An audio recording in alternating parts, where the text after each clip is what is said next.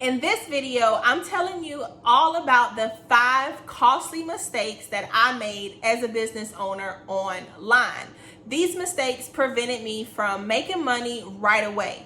My goal with this video is to share these mistakes with you in hopes that you would avoid making them and make the money online with your business today. Doesn't matter if you have a physical product, if you sell a service, if you have a podcast, maybe you're just a blogger. This video is for you, and I promise you guys, if you avoid making these mistakes, you will be on the road to monetization right away.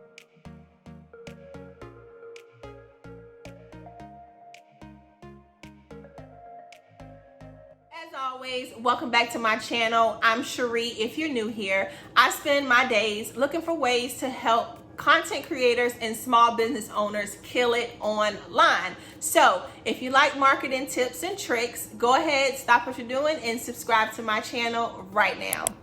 So before I get into today's video, I just want to take a second to say that it is okay if you make mistakes, okay? I believe mistakes are the building blocks to success, and in order to be successful, you pretty much have to make mistakes. It's all about trial and error. You have to trust the process. As long as you trust the process, I promise you will come out okay. So now that I got that out of the way, let's go ahead and get into mistake number 1. So mistake number 1 was not offering a freebie to my audience. And you may or may not know what a freebie is, so I will tell you. A freebie can be anything from a PDF, a step-by-step to do XYZ, or a 5 days to get XYZ. It could be a miniature ebook. It could be a video tutorial. A freebie is just anything that you are offering your readers as an addition to the content that you're already producing for them. So for example, say if you are a food blogger and you make a blog post about the top slamming appetizers to take to Super Bowl Sunday. So in this blog post, you list the different dishes. A good freebie for a piece of content like that would be a recipe to those dishes. Maybe you just, in the blog post, maybe you just listed the dishes and how good they were, and maybe how everybody at the party always eats it up. Okay, a good freebie for that would be to offer your readers a recipe on how they can make each individual dish. Say if you have a YouTube channel and you make videos about doing your makeup, so maybe do your makeup in the video, do your thing, and then at the end of the video tell your viewers how they can get this look for $5 or less if they click here. So whatever you feel like is appropriate for that piece of content and relevant for that piece of content, offer that to your readers. That is something that I wish I would have done in the beginning. There's just a lot of advantages to offering your audience or your readers a freebie. Your click-through rate increases, and just your overall engagement on that piece of content will increase. Mistake number 2 was not building an email list early on. I told y'all in many other videos that email marketing was something that I did not take as serious. Now I know the benefits and how powerful email marketing really is. I try to find creative ways to capture emails. So let's go back to the number 1 mistake, which was not offering a freebie. Once I finally started offering freebies to my readers, all I did was leave the link to the freebie. And let me tell you why that's a big no-no. So me leaving the link to the actual freebie, which was usually a download that would just come right up as soon as they click that link, was making me miss out on capturing emails. So now what I do is I create a landing page. And this landing page actually captures the email, and then ConvertKit, that's why they're just so great, but ConvertKit, they automatically send the freebie to my reader right after they enter their emails. Now, for whatever reason, I don't know if MailChimp failed me or if I failed MailChimp, but I could not figure out how to do that with MailChimp. That is one of the main reasons why I love ConvertKit so much because it's just, I mean, to me, it's user friendly. As soon as you open the dashboard, you're able to see, you know, how many email subscribers you got that day. It shows you how many you got for the month. You're able to, you know, create different landing pages. You're able to create the forms that you can embed into your website. And like I said, y'all, for whatever reason, I could not get this figured out with MailChimp. Now that I do use ConvertKit, I have found more ways to be creative when it comes to capturing emails.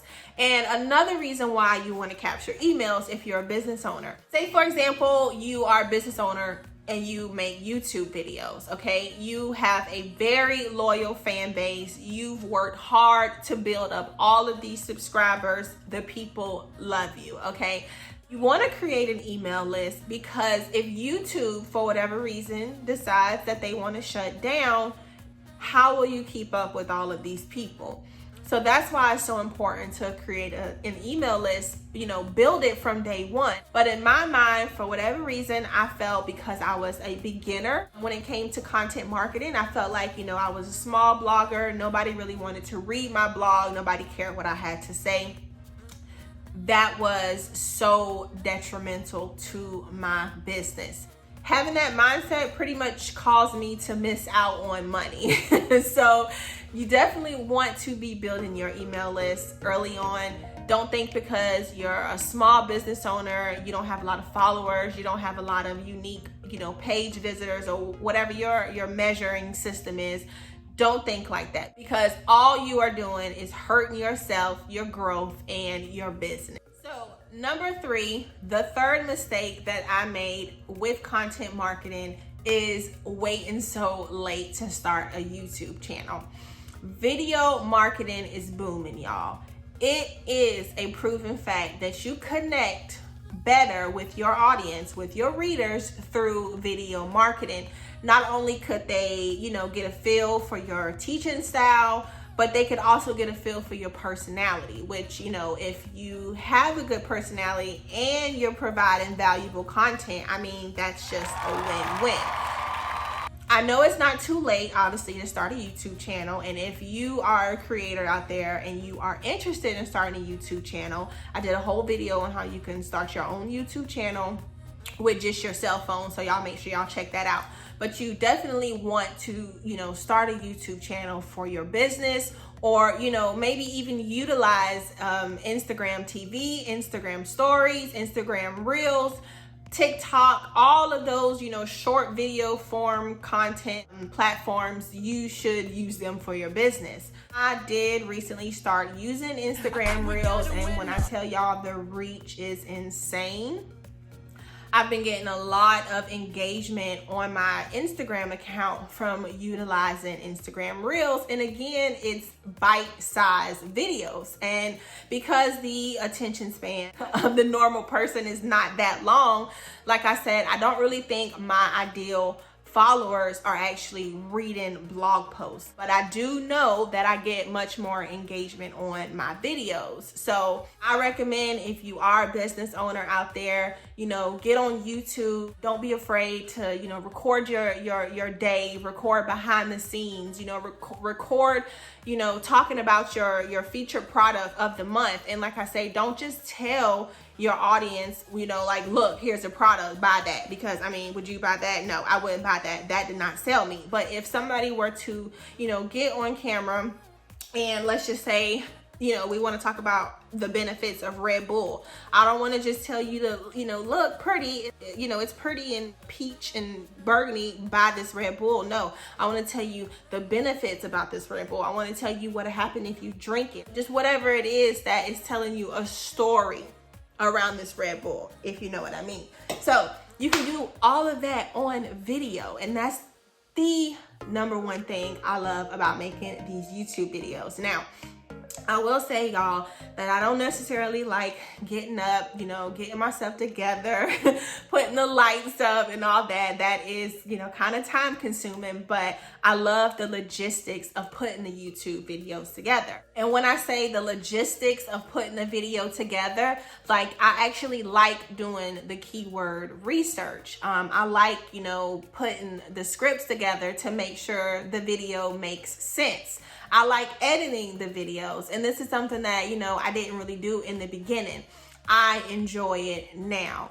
And another good thing about making, searchable YouTube videos, and like I say, I'm still trying to figure out the YouTube algorithm, y'all. I do look at my YouTube analytics quite often. So for example, one of my top performing videos is about a media kit, and the keyword that I ranked in is what is a media kit. At that time when I did that video, y'all, I did not do any type of keyword research. I just put that video together based on the SEO knowledge that I had from creating a blog post. Well, that video ranked when I didn't do keyword research for that video. And then I had another video that I heavily did keyword research on, and I didn't rank in YouTube search on that video at all. But that video was suggested by YouTube with about maybe 6,000 impressions. So again, y'all, I feel like I don't really understand the YouTube algorithm fully yet, but I will say that it's easier to rank in keywords on YouTube than it is on Google. But then YouTube is owned by Google, but the SEO metrics are different. So I don't know, it just really confuses me. All I know is I've had a blog for going on 3 years now. A few of my posts have ranked on Google's first page, but I am noticing that for me, it's easier to rank YouTube keywords than it is on Google. So I hope I didn't lose you there. I just want to tell you the benefits of starting a YouTube channel for your business. This fourth mistake, I would say, cost me more time than it did money, but depending on who you ask, time is money. Not using social media schedulers. When I tell you they are such a big contribution to my content strategy, it is unbelievable. So I use Buffer because to me, Buffer is just easy to use, and I'm all about systems that are easy to use and easy to navigate through. I've used other scheduling platforms before where I had to check to see why my post didn't go up at 11 o'clock like it should have. And with Buffer, I don't have those issues. The reason that I think you should use a social media scheduler is because it helps you plan your content. Therefore, you're not actually producing rushed content because, we all know that when you rush to produce content, usually it flops. So using the schedulers just allow you to organize and to, put your content out there without being rushed. And I'm actually now tapping into a scheduling platform called Sched Social. And I tell you some of the things that I'm already liking about Sched Social. So for one, you are able to plan your feed. It has the planner, like similar to Unum and Planoly, where you can, look at your actual feed. You can, shift pictures around and do all kinds of things like that. Another thing I like about it is the insights that they offer within the scheduler. So a lot of people have to go out to, like Facebook Business Suite or even pull the native analytics from your Instagram. Well, Sched Social has insights built in, which is super duper duper convenient. Another thing that I like about Sched Social is that they give you suggested hashtags for your posts. Now, I will say I don't really use that feature in Sched Social often because I think some of the hashtags they suggest for me are a little too broad for my Instagram account. But just the fact that knowing that feature is there could definitely, help your business. Schedulers have really been helpful when it comes to my individual content strategy. If I sit down on a Sunday for maybe about 2 or 3 hours, I'm able to get my content scheduled and I can get a few of my clients' content scheduled too. It is just such a huge game changer. Now, what I do is I always leave room for, trending events because, things always come up, things always happen. So I try to leave, those gaps for real-time events. But like I said, you guys, use the scheduler. If you want to check out Buffer, I did do an entire video on how I do schedule my content for the week using Buffer. I'll make sure I leave that video here. And if you want to go, check out Buffer yourself, I will leave a link in the description box below. Now, let's go ahead and jump into number 5. All right, so I want to stop this video just for a few seconds to tell y'all that I live on top of a zoo, okay? The kids under me are insane. Okay, so number 5. Number 5 would be not niching down. Some say niche, some say niche. I did not niche down in the beginning. I would listen to my favorite creators, and one creator would tell me, don't niche down, just post whatever it is that you like, just long as you're creating content, that's all it's about until you figure out what works for you.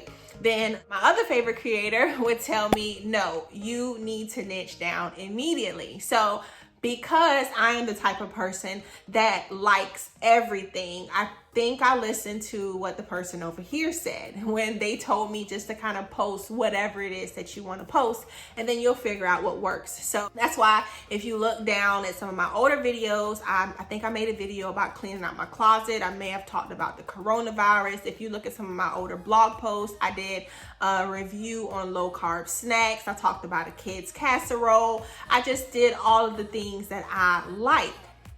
Now, was I passionate about those things? No. And that's where picking your niche comes in at. I can tell you about the kids' casserole that I like, but that is not something that I could sit in the room and talk about forever and forever and forever. And for me, it took a while for that to click.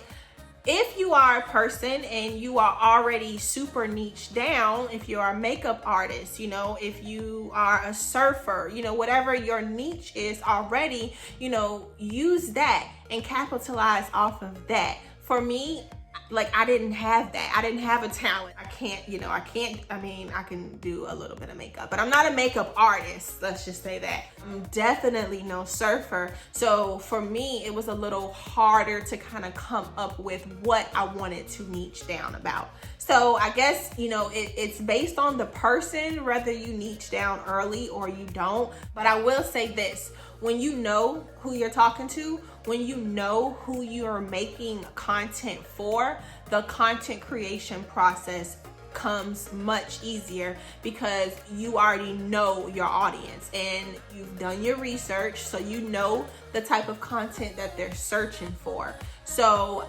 niching down, like I say, to each his own, but I will say that you should know who you're talking to early on. All right, everybody, so that is all for today's video. I'm really hoping that you were able to get some tangible information from this video. I really want you guys to avoid making these mistakes so you can make money as a beginner early on with your business right away. So if you did like this video, don't forget to leave me a thumbs up below because it really does help my channel. Also, why not subscribe?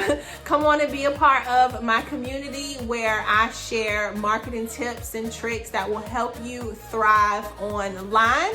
And I share even more over on my Instagram. So head on over there and send me a follow. I will follow you back. Also, if you did like today's video, I promise you that you would like either this video or you would like this video. So be sure to check out at least one on the way out. And until next week, I will catch y'all with another video. Bye-bye.